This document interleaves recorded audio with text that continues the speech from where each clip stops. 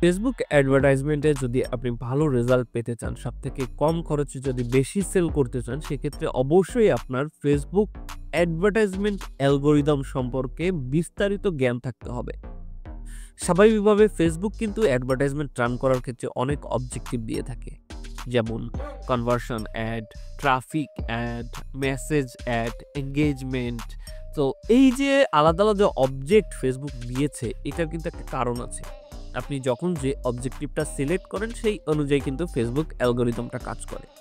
স্বাভাবিকভাবে আপনি যদি কনভার্সন অ্যাড চালান, যারা আপনার প্রোডাক্টটা পারচেজ করেছে, তাদের কাছেই কিন্তু বেশি, বেশি এই অ্যাডভার্টাইজমেন্টটা শো হওয়ার চান্স বেড়ে যায়। সাপোজলি কেউ একটা প্রোডাক্ট পারচেজ করেছে, সে ওই জিনিসটা পছন্দ করে, সে অমুক প্রফেশনে আছে, সে অমুক লোকেশনে আছে। এই যে জিনিসটা, এটা কিন্তু ফেসবুক ট্র্যাক করে। পরবর্তীতে এই যে ম্যাচ করে যে ব্যক্তিগুলো এই বিহেভিয়ারটা, তাদেরকে কিন্তু পরবর্তীতে ফেসবুক ওই অ্যাডভার্টাইজমেন্টগুলো শো করায়। আবার যখন আপনি ট্রাফিক অ্যাড চালাবেন, তখন কিন্তু যারা আপনার ওই লিঙ্কে ক্লিক করে আপনার ওয়েবসাইটে যাচ্ছে, তাদের এই বিহেভিয়ারটা ম্যাচ করিয়ে পরবর্তীতে ওই ধরনের অডিয়েন্স ফেসবুক দিবে।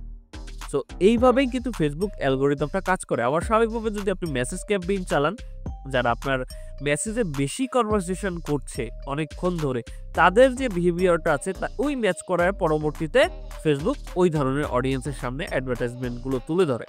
সো ফেসবুক অ্যালগরিদমটা এইভাবেই কাজ করে। এবার অনেক সময় দেখা যায় যে ফেসবুকে আপনার সময় দিতে হয় যে অ্যালগরিদমটা ঠিকঠাকভাবে কাজ করার জন্য, এবং ওই ধরনের ইন্টারেস্ট বিহেভিয়ারওয়ালা লোকজন খুঁজে পাওয়ার জন্য আপনাকে অবশ্যই ফেসবুকে সময় দিতে হবে, এবং আপনার অ্যাডভার্টাইজমেন্টের রেজাল্ট ডে বাই ডে আপনার যে টার্গেটেড অডিয়েন্স আছে তাদের কাছে পৌঁছানো শুরু করবে। আপনার সিটিআর বৃদ্ধি পাবে, আপনার পারচেস বৃদ্ধি পাবে, আপনার ট্রাফিক বৃদ্ধি পাবে। সো এইভাবে আপনার ফেসবুক অ্যালগরিদমটা কাজ করে। এখানে ডিপেন্ড করে যে আসলে আপনার এক্সপেকটেশন কি, আপনি কি চাচ্ছেন? ফেসবুককে বলছেন যে সেল দিবে, নাকি ট্রাফিক দিবে, নাকি মেসেজ দিবে? আসলে আপনি যেটা চাচ্ছেন ফেসবুককে, সেই ধরনের অবজেক্টিভই আপনার সিলেক্ট করতে হবে। এখন আপনি চাচ্ছেন যে আমি বেশি, বেশি করে ট্রাফিক অ্যাড চালাবো, বেশি বাজেট দিয়ে, সেখানে আমার সেল আসবে। এখানে কিন্তু সেল আসবে না, খুবই কম সেল আসবে। কিন্তু যখন আপনি কনভার্সন অ্যাড চালাবেন, তখন কিন্তু আপনি ফেসবুককে বলছেন যে যারা আমার এই প্রোডাক্টটা পারচেজ করবে, তাদের কাছে এই অ্যাডভার্টাইজমেন্টটা যাতে যায়, আমি বেশি, বেশি সেল চাচ্ছি। তখন কিন্তু ফেসবুক ওই কনভার্সন অবজেক্টিভ অনুযায়ী কিন্তু ফেসবুক অ্যাডভার্টাইজমেন্টটাকে অপ্টিমাইজেশন করবে, এবং ডে বাই ডে আপনার সেল বৃদ্ধি পাবে। ধন্যবাদ।